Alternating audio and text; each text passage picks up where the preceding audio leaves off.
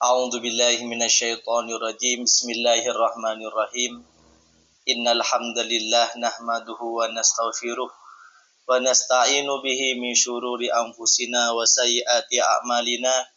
May yahdihillahu fala mudhillalah wa may yudlil fala hadiyalah.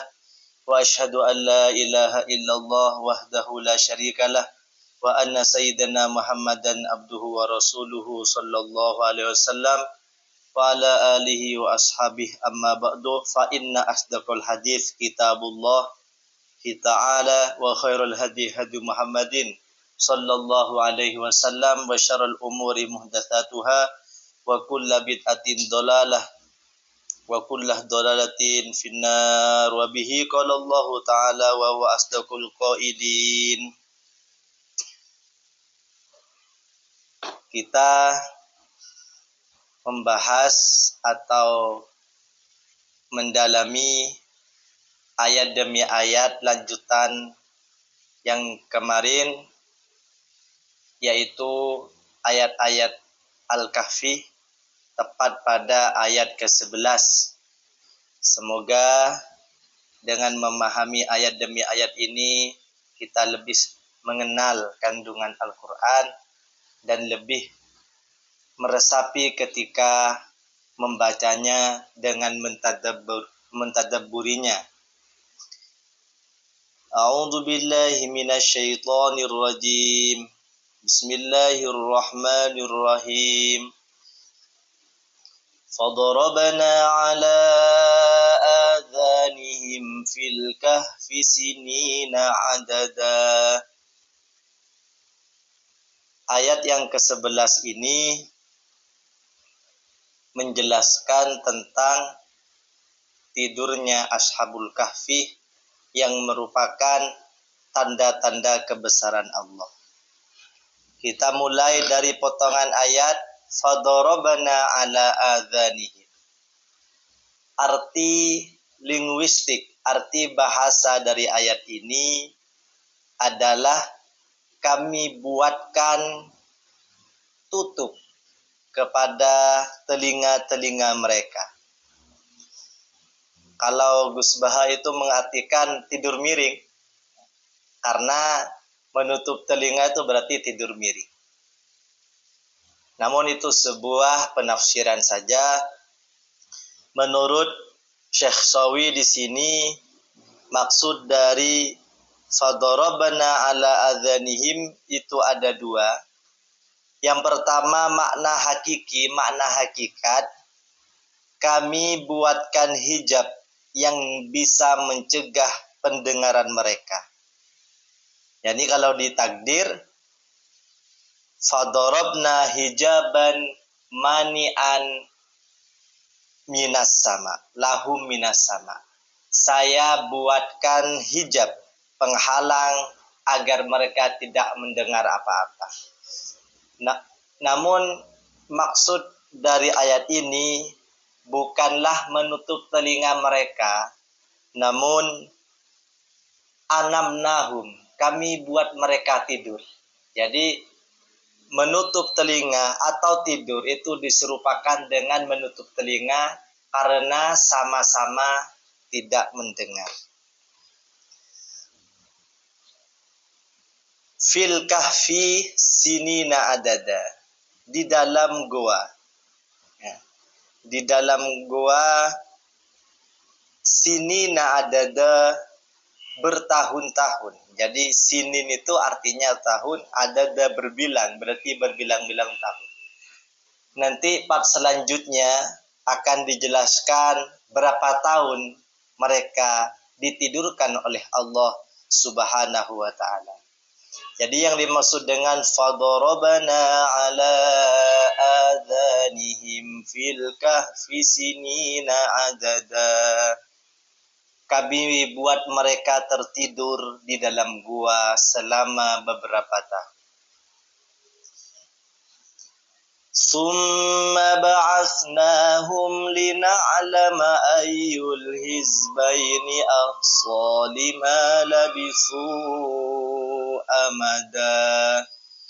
Summa ba'atsna, Kemudian kami bangunkan mereka lina'lama, agar kita mengetahui. Bukannya Allah itu tidak mengetahui sebelumnya.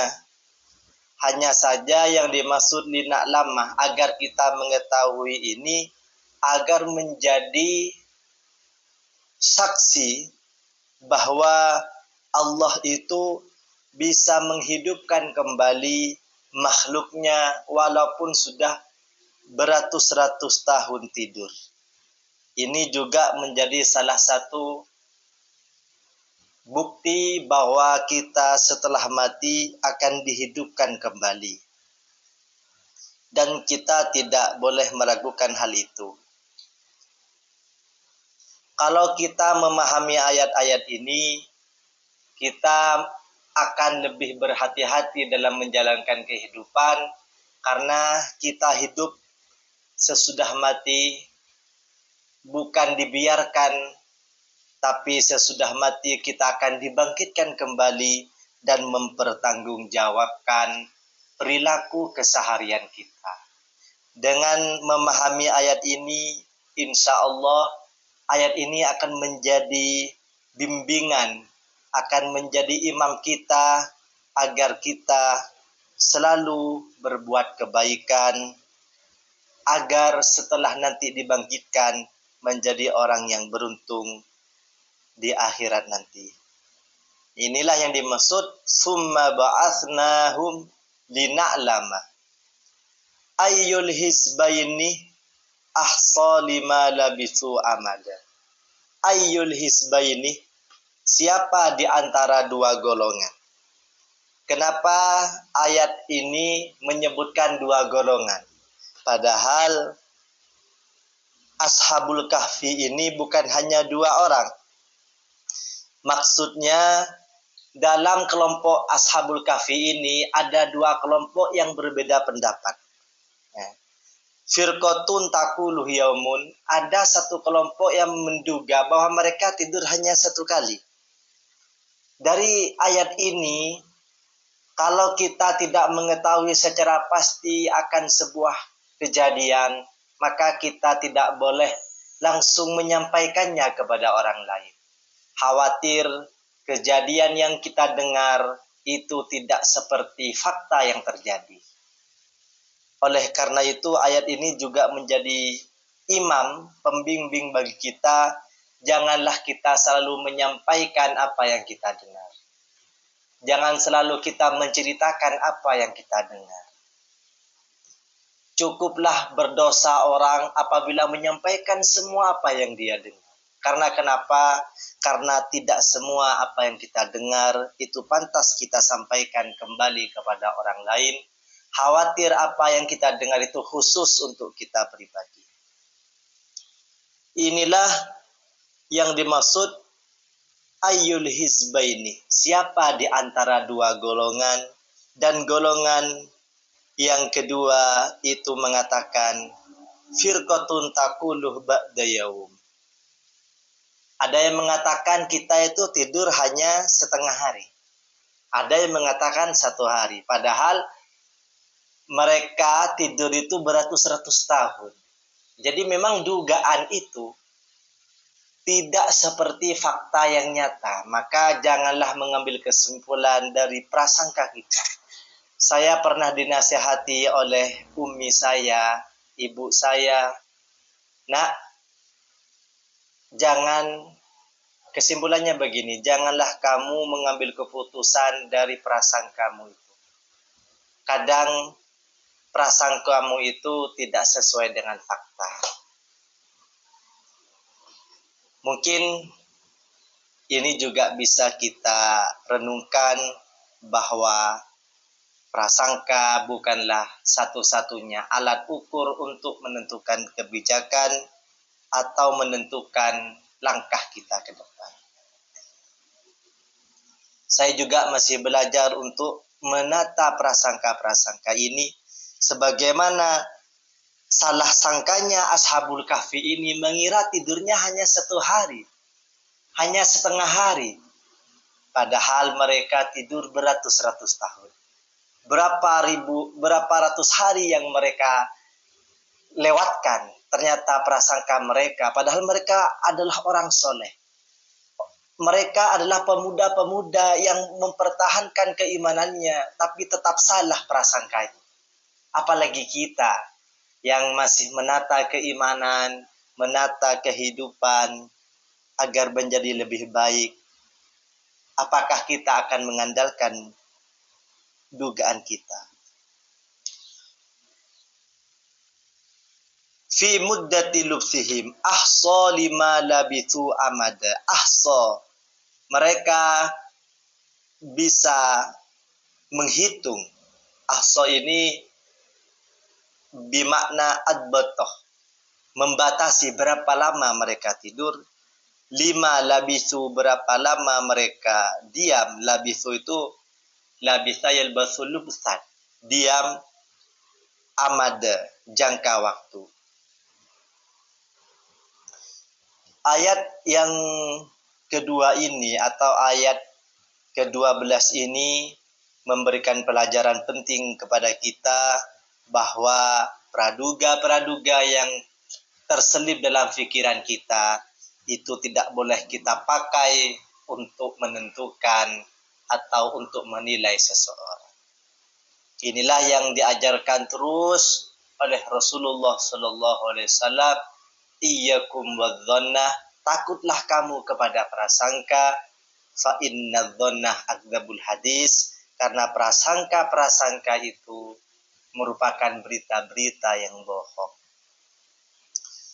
Kita lanjutkan pada ayat nahnu naqussu 'alaika naba'ahum bil haqq innahum fityatun amanu bi rabbihim wa zidanahum huda.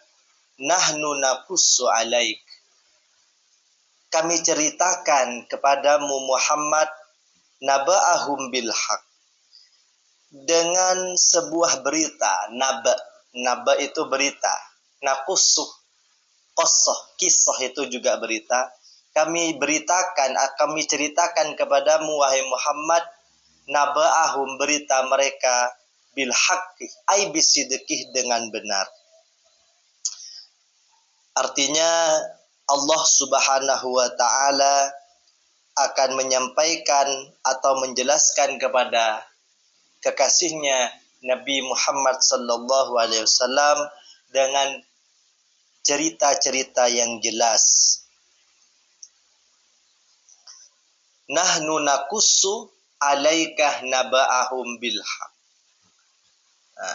Nabi Allah itu kalau bercerita dikasih embel-embel bil haqq, bercerita bil haqq. Maka kita juga bisa meniru. Saya akan ceritakan ini bil haq, dengan benar. Karena orang pandai bercerita itu juga sebenarnya pandai juga salah. Karena semakin banyak bercerita, itu biasanya semakin banyak kebohongan yang dia sampaikan. Makanya untuk bercerita itu harus hati-hati. Validitas berita yang kita terima itu harus kita teliti dulu baru kita sampaikan. Nahnu naqussu 'alaika naba'ahum bil haqq. Apa isi ceritanya? Innahum fityatun amanu bi rabbihim wa zidnahum huda. Mereka itu Muhammad fityah, pemuda. Amanu bi rabbihim, yang beriman kepada Tuhannya. Wazidnahum huda, dan kami tambahkan kepada mereka huda, petunjuk. Apa yang dimaksud dengan ayat ini? Ini adalah isi cerita yang disampaikan oleh Allah kepada kasihnya Nabi Muhammad. Fityah itu artinya adalah syababun, pemuda. Kanu min uzama'i ahli tilkal Madinah, pemuda-pemuda itu merupakan orang-orang besar di kota itu. Ada di antara mereka yang menjadi waziran lil malik, menteri. Ya mungkin kalau sekarang menjadi menteri agama. Namun pemuda ini ketika diperintahkan oleh rajanya, nanti di akhir ayat selanjutnya, diperintahkan oleh rajanya untuk berbuat zalim, menteri ini tidak mau. Ketika mau disiksa, pergi untuk mempertahankan agama dan keimanannya. Seandainya perilaku-perilaku menteri-menteri yang ada di cerita ini juga ada di masa sekarang, insya Allah setiap negeri khususnya Indonesia akan menjadi baldatun thayyibatun wa rabbun ghafur. Artinya tidak sepakat dalam kebohongan, tidak sepakat dalam kezaliman, tetap mempertahankan keimanannya. Wa ahaduhum kana waziral malik. Waziran lil malik. Di antara pemuda ini adalah menteri dari raja itu. Walam yahsul lahum minhu ra'bun wala khaufun. Mereka tidak punya rasa takut sama sekali sebenarnya kepada raja, namun mereka hanya mempertahankan keimanannya. Ini bisa ditiru ya bagi para pemuda yang apabila punya bos semisal, punya manajer pekerjaan, punya atasan yang kebetulan non-muslim dan tidak memperbolehkan jeda untuk sholat, maka pindah. Insya Allah selama kita mempertahankan agama, pekerjaan yang kita tinggalkan yang nilainya 50 akan diberikan pekerjaan yang nilainya 100 oleh Allah karena mempertahankan keimanannya sebagaimana yang dipraktekkan oleh pemuda-pemuda ini, meskipun dia tidak dihargai oleh rajanya karena tidak mau ikut menyembah berhala, tapi mereka diberikan rahmat, dijadikan orang-orang yang soleh dan ahli surga. Inilah yang dimaksud innahum fityatun amanu. Sesungguhnya mereka fityatun adalah pemuda-pemuda amanu yang beriman. Bi rabbihim kepada Tuhan mereka, wazidnahum huda, dan mereka ditambahkan oleh Allah huda, petunjuk. وَرَبَطْنَا عَلَى قُلُوبِهِمْ إِذْ قَامُوا فَقَالُوا رَبُّنَا رَبُّ السَّمَاوَاتِ وَالْأَرْضِ لَن نَّدْعُوَ مِن دُونِهِ إِلَٰهًا لَقَدْ قُلْنَا إِذًا شَطَطًا وَرَبَطْنَا عَلَى قُلُوبِهِمْ. Karena mereka tetap mempertahankan keimanannya, oleh Allah qawwainaha ala qaulil haq. Oleh Allah hati mereka rabatoh itu artinya kami kuatkan. Kami kuatkan hati mereka sehingga mereka tidak punya rasa takut sama sekali ala qaulil haq, untuk menyampaikan kebenaran, untuk menyampaikan hal-hal yang faktual, bukan hal-hal yang fiktif, belaka, bukan hal-hal yang berbau dusta. Mengucapkan perkara yang hak.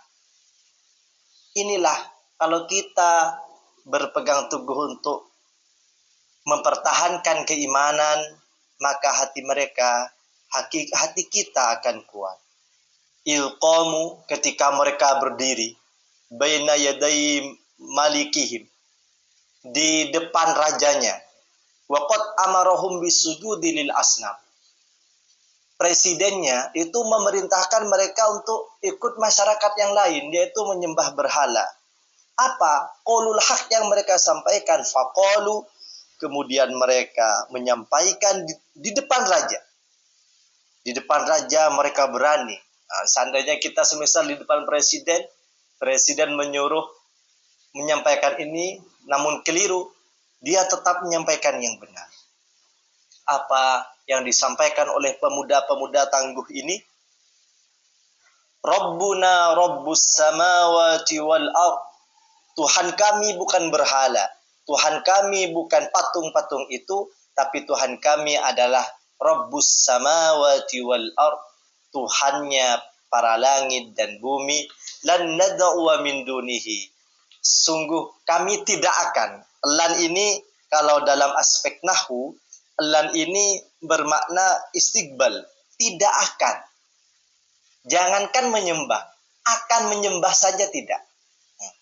Lan nad'uwah min dunihi selain Allah ilahan Tuhan. Saya pokoknya tidak akan menyembah siapapun selain Allah. Laqad qulna idzan, sungguh seandainya saya menyembah inda'auna ilahan ghairah syatoto, melampaui batas. Syatoto ini artinya melampaui batas. Apa maksudnya? Ifratun fil kufri, melampaui batas sehingga menjadi kafir. Mujawazatun lil had. Betapa tangguhnya seorang pemuda yang masih, biasanya pemuda itu kan cenderung untuk mengikuti zamannya. Lagi tren ini ikut. Jangankan presiden, temannya saja yang minta, kamu ikut saya. Meskipun itu menyalahi hati nuraninya, itu biasanya ikut. Maka Allah memuji pemuda ini karena mempertahankan keimanannya. Inilah yang dimaksud idzu qamu faqalu rabbuna rabbus samawati wal ard lan nad'u min dunihi ilahan laqad qulna idzan syatata. Jadi sebelum mereka menyampaikan apa-apa, oleh Allah diberikan kekuatan hatinya untuk menyampaikan kebenaran, sehingga ketika meskipun mereka duduk di depan raja, mereka diperintahkan untuk menyembah berhala, mereka tetap ala qaulil haq, mengatakan sebenarnya, yaitu Tuhan kami adalah Tuhan langit dan bumi. Saya tidak akan menyembah selainnya, karena apabila saya menyembah selainnya, maka kami adalah termasuk orang-orang yang kafir, dan apabila kami kafir, kami termasuk orang-orang yang dimasukkan ke dalam nerakanya Allah Subhanahu wa ta'ala. Na'udzubillah, a'udzubillah. Semoga kita sampai akhir hayat, sampai berjumpa dengan Allah, tetap dalam keadaan iman dan Islam. Oleh karena itu, sebelum salam di waktu sholat, hendaklah membaca, rutinkan, bukan hanya sesekali, rutinkan membaca ya musabbital qulub tsabbit qalbi ala dini. Wahai zat yang meneguhkan hati, teguhkanlah hati kami tetap dalam keimanan. Coba kita bayangkan, bertahun-tahun kita Islam, na'udzubillah hampir mati, kita mati dalam keadaan kafir, maka semuanya akan terhapus. Kita lanjutkan kepada ayat yang selanjutnya. Haula'i qaumun attakhadhu min dunihi alihah, atau dibaca min dunihi alihah. Maja ismun fasil bisa dibaca satu alif, dua alif. Laula ya'tuna alaihim bisultanin bayyin faman azlamu mimman iftara 'ala Allahi kadhiba. Salah satu di antara mereka ketika sudah dikeluarkan oleh rajanya, kenapa oleh raja ini tidak dibunuh saja? Enggak seperti Raja Fir'aun. Karena ini masih muda. Mungkin harapan dari raja ini, anak-anak pemuda ini berubah pikiran. Ditunggu. Namun kenyataannya di akhir ayat nanti, pemuda ini tetap mempertahankan keimanannya, meskipun meninggalkan orang tua, demi mempertahankan keimanannya, mereka tinggal di goa. meninggalkan kenyamanan. Haula'i qaumuna. Ini perkataan salah satu di antara mereka kepada temannya yang lain. Qaluha fima bainahum. Wahai teman, gimana sih kaum-kaum kita itu? Ittakhadhu min dunihi alihatan. Menjadikan selain Allah Tuhan-Tuhan. Pakai alihatan. Jama' laula ya'tuna alaihim bisultanin bayyin faman azlamu mimman iftara 'ala Allahi kadziba. Ya Allah, bagaimana kaum kita seandainya mereka tidak diberikan sultanin bayyin, hujjah yang jelas. Kemudian siapa azlamu mimman iftara 'ala Allahi kadziba, yang lebih berbahaya kedustaannya dibandingkan mereka. Kenapa? Dusta itu ada dua. Dusta yang paling besar adalah menganggap Allah itu punya syarik, punya sekutu. Menganggap Allah itu banyak, bukan wahid, bukan kul huwallahu ahad. Itu dusta paling berbahaya. Meskipun dusta-dusta yang lain itu juga berbahaya, karena setiap dusta akan mengantarkan kepada keburukan-keburukan sifat yang lain. Makanya Nabi Muhammad menyampaikan, oleh ulama makalah ini dinisbatkan kepada Nabi Muhammad, oleh ulama mengatakan ini hadis. Iyyakum wal kadzibah. Takutlah kamu kepada dusta. Fa innal kadzibah yahdi ilal fujur. Karena awal dari malapetaka, kehancuran, kerusakan hati, dan lain sebagainya, sampai ke neraka itu berawal dari kebiasaan berbohong. Fa innal kadzibah yahdi ilal fujur. Wa innal fujur, sehingga ketika banyak keruwetan akibat berbohong itu, wa innal fujur yahdi ilan nar, maka akan menarik kepada neraka. Maka dusta ini sangat berbahaya. Pilihannya orang muslim dua. Hidup di dunia ini pilihannya dua. Falyakul khairan. Man kana yu'minu billahi wal yawmil akhir. Barang siapa yang beriman kepada Allah dan hari akhir, pilihan pertama falyakul khairan. Ucapkanlah kebaikan. Yakni bukan dusta. Aul yasmut, atau diam saja. Kalau bayi diajarkan bicara 2 tahun cukup. Banyak yang bisa, tapi banyak orang bertahun-tahun diajarkan untuk diam, tidak bisa. Banyak orang yang sukanya ngobrol dengan obrolan-obrolan yang dusta, disuruh diam, tidak terbiasa. Ternyata lebih sulit belajar diam daripada belajar berbicara. Makanya Sayyidina Abu Bakar dalam kisah-kisah para sahabat itu menaruh kerikil dalam mulutnya, digigit untuk mengurangi banyaknya bicara. Ketika memang butuh benar untuk membicarakan sesuatu, barulah dilepas batu itu untuk mengurangi pembicaraan.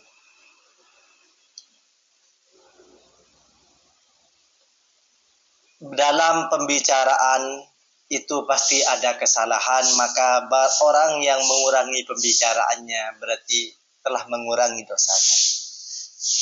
Man kasuroh kalamuhu, barang siapa yang banyak bicara, kasuroh khotauhu, maka banyaklah keluputannya. Waman kasuroh khotauhu, dan barang siapa yang banyak keluputannya, kasurat dzunubuhu, maka banyak pula dosanya. Waman kasurat dzunubuhu, dan barang siapa yang banyak dosanya, annaru aula, lebih layak di neraka. Maka jangan bangga ketika kita pandai bicara. Jangan bangga ketika kita pandai ini itu, ilmu ini, ilmu itu. Tapi ketakutannya, rasa takut kepada Allah tidak ada. Guru saya ketika wisuda dulu menyampaikan, Kiai Husni, pengasuh pondok pesantren Miftahul Ulum, manis dada ilman, itu pas wisuda, pas lulus semua, itu kan bertambah ilmunya. Kiai tidak bangga karena kelulusannya, yang kiai banggakan dia lebih dekat dengan Allah setelah berilmu ini. Manis dada ilman, walam yasjad hudan, lam yasjad minallah illa bu'dan. Barang siapa yang bertambah ilmunya, namun tambah jauh daripada Allah, tidak ada tambahan baginya sebenarnya kecuali tambah jauh dari Allah Subhanahu wa taala. Namun ilmu yang benar memang mengantarkan kepada kebaikan. Tidak bisa orang membiarkan diri untuk tidak belajar karena semuanya ibadah itu membutuhkan ilmu. Namun niatnya harus tahrirun niyahnya. Kalau mencari ilmu hanya ingin popularitas semata, maka menjadi maling pun, membunuh orang akan menjadi viral. Mudah sekali. Inilah yang dimaksud haula'i qaumun attakhadhu min dunihi alihah. Keluh kesah, kesedihan para pemuda, bagaimana bisa mereka berdusta dengan membuat-buat ada Allah, ada Tuhan selain Allah. Faman azlamu mimman iftara 'alallahi kadiba. Siapa yang lebih zalim? Ini perkataan yang keras sebenarnya. Faman azlamu. Siapa yang lebih zalim terhadap dirinya mimman iftara 'alallahi kadiba, daripada orang yang berdusta memakai nama Allah. Mimman iftara 'alallahi kadiba, atau berdusta mensekutukan Allah. Intinya berdusta mengatasnamakan Allah atau berdusta terhadap Allah. Kita lanjutkan kepada ayat berikutnya. Wa idh tazaltumuhum wa ma ya'buduna illa Allah fa'u ilal kahfi yanshur lakum rabbukum mir rahmatih. Yanshur lakum rabbukum mir rahmatihi wa yuhayyi lakum min amrikum mirfaqah. Wa idh tazaltumuhum. Ketika mereka sudah meninggalkan raja yang zalim, wa ma ya'buduna illallah, dan tuhan-tuhan selain Allah mereka tinggalkan. Fa'u ilal kahfi, maka menyongsonglah, pergilah ke dalam gua.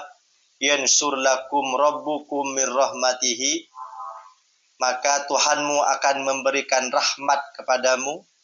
Wa yuhayyi lakum min amrikum mirfaqo, dan Allah akan menyediakan kepada urusan-urusan mereka mirfaqo.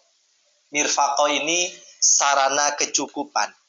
Jadi jangan khawatir ketika kita hijrah meninggalkan tempat yang memang tidak pantas bagi kita. Semisal kerja di Hong Kong, ternyata di sana disuruh masak babi, tidak boleh sholat, pindahlah ke tempat lain. Jangan khawatir. Tetap ketika kita berusaha, tetap akan menemukan jalan keluar. Allah tidak akan membiarkan hambanya yang menolong agamanya terlonta-lonta. Makanya guru-guru kami itu mengatakan tidak ada orang yang berkecimpung dalam agama, mempertahankan agamanya, atau mengajar tentang agama yang kehidupannya itu terlonta-lonta, atau tidak mungkin orang yang berjuang agama, yang tulus berjuang agama, hidupnya sengsara.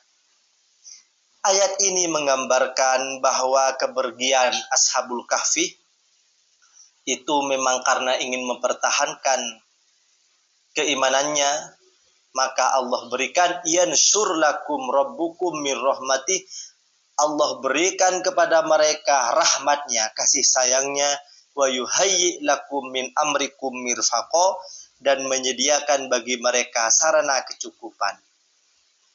Artinya mereka tidak merasa kelaparan, dan ketika mereka bangun mereka sudah nyaman dan lain sebagainya, karena hikmah cerita panjang, yaitu mereka mempertahankan keimanannya dan pergi meninggalkan keluarga dan kotanya untuk mempertahankan keimanannya. Ini yang dimaksud wa idzi tazaltumuhum, dan kamu meninggalkan mereka, raja-raja zalim, wa ma ya'buduna illallah, dan apa yang mereka sembah selain Allah, fa'u ilal kahfi, maka ngungsilah ke dalam gua, yansyur lakum rabbukum mir rahmatih wa yuhayyi lakum min amrikum mirfaqo.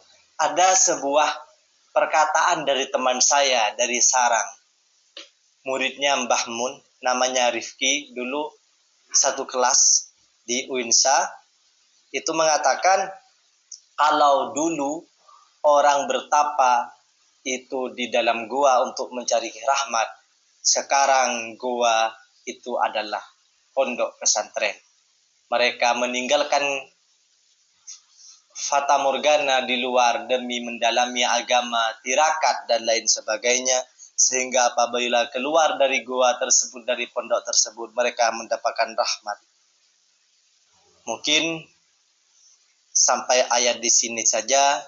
Semoga kita bisa diberikan kehidupan yang lebih baik, dan saya pribadi semoga masih bisa mempelajari ayat demi ayat ini untuk digunakan perenungan pribadi, dan semoga juga bermanfaat kepada saudara-saudara muslim yang Anda ada dimanapun berada.